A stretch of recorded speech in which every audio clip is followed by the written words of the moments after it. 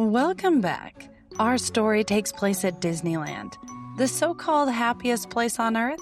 On Christmas Eve 1998, the park glowed like a winter wonderland, alive with sparkling lights, festive decorations, and the laughter of families who had traveled from near and far to experience the magic of the holidays. Amid the joy and celebration, one family wandered through the crowds with hope in their hearts. They never imagined that this night, meant for joy, would end in heartbreak. Any moment, laughter would turn to screams, joy to disbelief, and Disneyland's holiday magic would be pierced by the cold, harsh reality of death. My name is Marissa, your morbidly curious host. This is Death-Kissed Traveler, the only podcast that dives deep into the history, horror, and hauntings at amusement parks. Follow me on TikTok, Instagram, YouTube, or Facebook at Death-Kissed Traveler Podcast. You can see photos of this episode and others. And if you are enjoying this podcast, please give me a 5-star rating wherever you are listening. It really helps this podcast grow, and I can't tell you how much I appreciate the support.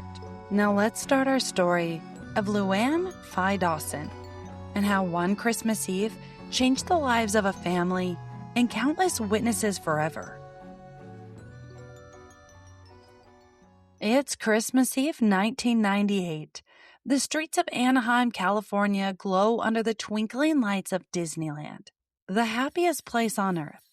Carols drift through Main Street, families clutch steaming cups of cocoa, and children press their noses against the glass toy-filled storefronts.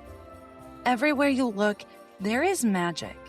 The sparkle of Cinderella's castle glittering in the winter night, the festive floats of the evening parade gliding past, and the smell of popcorn and roasted nuts mingling with the crisp December air. The park is packed. Guests have traveled for hours, even days, to experience the holiday spectacle. Couples walk hand in hand beneath the garlands of lights. Children tug on their parents' sleeves, pleading to go on one more ride. Everywhere there's laughter, excitement, a sense of wonder, that particular rare kind of magic that makes Disneyland feel like stepping into another world entirely. Christmas at Disneyland is truly magical, and if you've never been able to experience it, I highly recommend it. Now, behind every story of tragedy are real people, and on Christmas Eve 1998, one family's holiday joy turned into complete heartbreak that would never fully heal. Luan Fye Dawson was 33 years old. He had traveled from Duvall, Washington, a quiet town northeast of Seattle, to experience Disneyland at Christmas with his family. Luan wasn't just any visitor. He was a husband, a father, and a grandfather, a man who had built a life full of quiet achievements, working as a senior testing engineer at Microsoft. But on this day, he was simply a man on holiday, carrying the hope of magic for his family. Alongside him was his wife, Lou, 43 years old, devoted and protective, and their young son, as well as their grandson, were experiencing Disneyland for the first time. The family had planned this vacation for weeks, dreaming of the festive lights, parades, and joyful memories that would last a lifetime. They laughed, posed for pictures, and marveled at the twinkling lights along Main Street. They strolled past Santa Claus and through crowds of holiday visitors. Everything seemed perfect. Every footstep brought them closer to enchantment. And yet, even in the midst of this joy, there's a tension in the air. Behind the scenes, rides are being prepped. Crews scurry to check lights, decorations, and mechanical systems. Each attraction, from the spinning teacups to the full-scale sailing ships drifting along rivers of America, they must work perfectly, especially during the busiest night of the year. For many, Christmas Eve at Disneyland is perfection itself, a memory frozen in time. But for some, even in the heart of the holiday season, magic can twist into something darker. Because on this particular night, among the sparkle and the song, tragedy waits quietly. Hidden in the shadows on a river winding through the park, aboard a ship meant to inspire wonder, a ship called the Columbia Sailing Ship. The Columbia Sailing Ship is a full-scale, 3-masted replica of the original 18th century exploration vessel. She floats majestically along the rivers of America. Its polished wooden decks gleam under the Christmas lights, and the tall white sails are fluttering faintly in the winter breeze. The ship isn't just a ride, it's a story brought to life, a living museum that carries guests back in time to a world of adventure on the high seas. Families board in orderly lines, their excitement barely contained. Children's eyes widen as the ship creaks gently, ropes swing, and the water lapping against the hull. The scent of pine from the park's holiday decorations mingle with the salt-kissed aroma of the man-made river.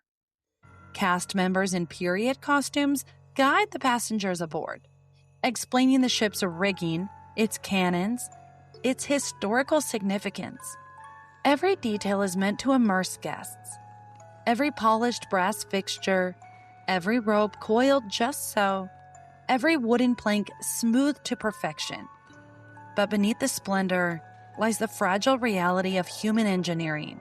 The metal cleats along the edges are designed to secure the ship when it's docked, gleaming innocently under the lights. Their purpose is mundane yet vital. They are the silent guardians of safety, holding the massive ship steady against the gentle current. And on this night, they are meant to be invisible, unnoticed. I did not know exactly what a metal cleat is on a ship, so I will post a photo of them on my social media, but I'm going to try and describe it. As the ship drifts closer to the dock, the metal cleats along its edge. It's cold, gleaming, innocuous, holding steady. They are designed to anchor the ship to secure it safely to the riverside when guests embark or disembark. But one cleat, weakened by wear and overlooked maintenance, had begun to shift. A bolt is loose, a weld has fatigued, no cast member notices, no guests suspect. Luan and his family stood in the line waiting to board the boat on the dock. In the first official account of the tragedy, an Orange County deputy coroner described it in chilling detail. The mooring rope meant to hold the Columbia sailing ship securely at the dock pulled taut, and then catastrophically snapped. It whipped around with violent force, shattering the foot of a dock worker caught in its path. But the danger didn't stop there. The rope propelled an 8-pound metal cleat, a small but deadly piece of hardware, through the air, sending it arcing 15 feet into the crowd of guests waiting to board the ship. The result was immediate and horrifying. A man from Washington, named Luan, was struck fatally, while his wife was left seriously injured in a place built for magic and joy. A single mechanical failure turned Christmas Eve into a scene of chaos, terror, and heartbreak. Time slows. Luan stumbles and then collapses onto the deck, never to get up again. Guests around him froze, a mixture of confusion and terror spreading like wildfire. Some reach out, some scream, others stand paralyzed by shock. The cheerful music from nearby rides seemed absurdly out of place, a cruel soundtrack to a sudden, unimaginable tragedy. Cast members rushed forward, panic etched across their faces. Emergency protocols are enacted, but the damage is done. Luan's injuries are so severe.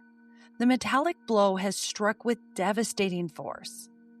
The park, a place where families come to forget the outside world, is suddenly engulfed in a haze of sorrow and disbelief. Christmas Eve, a night meant for joy, celebration, and magic, has been pierced by the cold, harsh reality of mortality.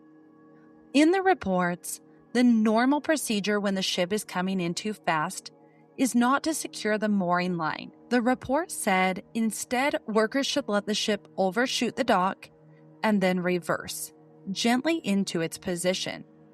In this case, however, the employee earlier identified as Christine Carpenter attached the mooring line to the cleat on the ship's bow, not knowing that the helmsman planned to overshoot the dock. When the cleat hit Luan, the impact tore away part of his jaw, fractured his skull, and caused a massive brain hemorrhage.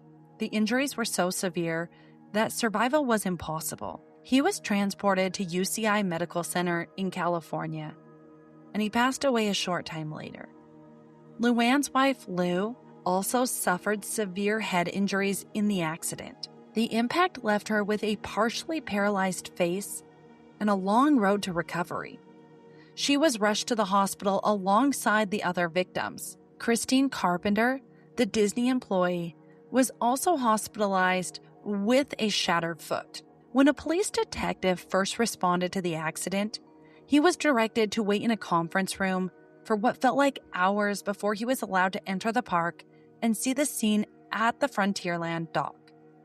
By the time he gained access, Disneyland personnel had already cleaned the area, and much of the physical evidence had been moved. The metal cleat that had flown through the air and struck Luan and his wife Lou was broken into 2 pieces, and even 2 teeth were recovered from the debris. But none of it was collected immediately because the police were not officially investigating a crime, and Disneyland had insisted on keeping the evidence under their control. It wasn't until 4 days later that the cleat and other items were released by the park's legal department. Anaheim Police Lieutenant John Herandon, when asked about the delays, downplayed their importance. But for many, the handling of the scene added a layer of frustration and unease to an already tragic event, highlighting the tension between corporate oversight and the pursuit of justice. Disneyland spokesman Ray Gomez agreed. The scene was cleaned up out of courtesy to our guests, he said. Lieutenant Herandon said he was eventually able to view the evidence after it had been removed from the scene. But by that point, much of the immediate chaos and physical traces of the accident were gone. Authorities only became involved after paramedics reported a possible fatality, and their investigation quickly ended when it was determined that no crime had been committed. Instead, the incident fell under the scrutiny of the State Occupational Safety and Health Administration, since a park worker had also been injured. 30-year-old Christine Carpenter was an assistant manager in Frontierland. She was filling in for another staff member so that the Columbia, one of Disneyland's gentlest rides, could open on schedule. But according to Disneyland employees familiar with the situation, Carpenter had never received the formal one-day training session provided to managers responsible for the Columbia. Regular ride operators undergo a 2-day intensive program, which include crucial safety procedures like avoiding attaching the mooring line if the ship is approaching too fast, and positioning themselves behind protective structures such as boxes or the ride's entry ramp in case those ropes snap. One employee said she sort of knew the basics just from being around the ride, but the actual training had slipped through the cracks. Matt Haynes, a Columbia trainer and 10-year veteran of the park, confirmed that he had never trained Carpenter. He explained that all of the employees are explicitly warned not to attach the mooring rope when the ship is coming in too quickly, a precaution that, had it been followed, might have prevented the accident entirely. It should have been said that if the boat is coming in too fast, you shouldn't throw the rope, he said. The cleat should never have been ripped out of the boat, he added. What happened shouldn't have happened, Haynes said. The ropes are supposed to break when there's too much tension. Gomez stated that since October, Carpenter had docked the Columbia about a dozen times, giving her some practical experience with the attraction. But according to the ride operators, staffing changes at the park that year had complicated matters.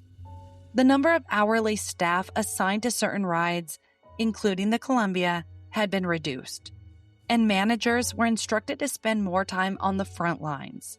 While the intention wasn't to replace hourly workers, in practice, managers found themselves stepping in far more often than ever before, helping to run rides and perform duties they might not have been fully prepared for. For Carpenter, that meant facing the Columbia with responsibility and little margin for error. Investigators later determined that the accident was not the fault of the guest at all.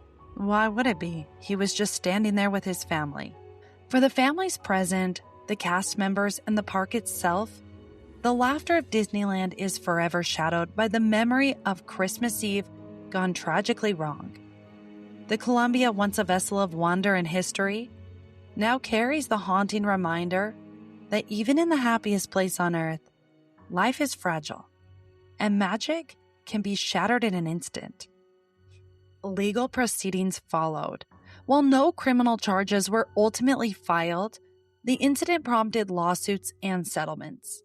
Disneyland, a symbol of joy and wonder for millions, quietly reviewed and overhauled its safety procedures. Ride maintenance protocols were tightened. Staff received more rigorous training, and inspections became more thorough, all in response to a tragedy that had shattered the park's perfect image, even if only temporarily. For the visitors and families present that night, the memory lingered far longer than the holiday decorations. And for the park itself, a place where stories of magic and fairy tales are told daily, the incident became a sobering reminder. Even the happiest place on earth is vulnerable. Even in the midst of celebration, joy and wonder can be pierced by tragedy. Luan Dawson's death serves as a haunting lesson. It reminds us that safety, vigilance, and human care are not abstract concepts. They are the very fabric that separates delight from disaster.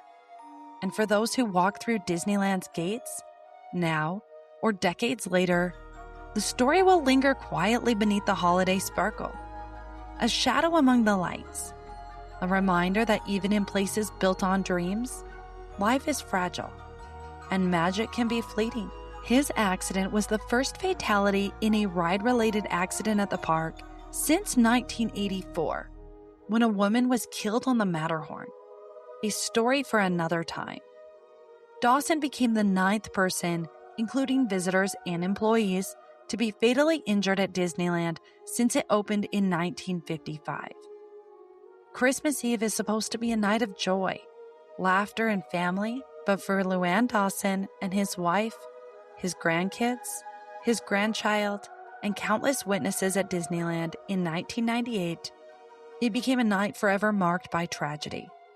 One small piece of metal, a cleat meant to secure the ship, changed lives in an instant, leaving heartbreak in its wake. As the park continues to celebrate the holidays, families will return to Disneyland, chasing dreams of magic and wonder.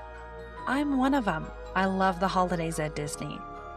But for some, the memory of that Christmas Eve lingers, a quiet shadow among the lights, a reminder that joy and tragedy often exist side by side, even in the places we hold most dear. Thank you for listening to Death Kiss Traveler. I hope this holiday season fills you with joy and time spent with the people you love most. Enjoy the cheesy family games and laugh at your weird uncle's terrible jokes.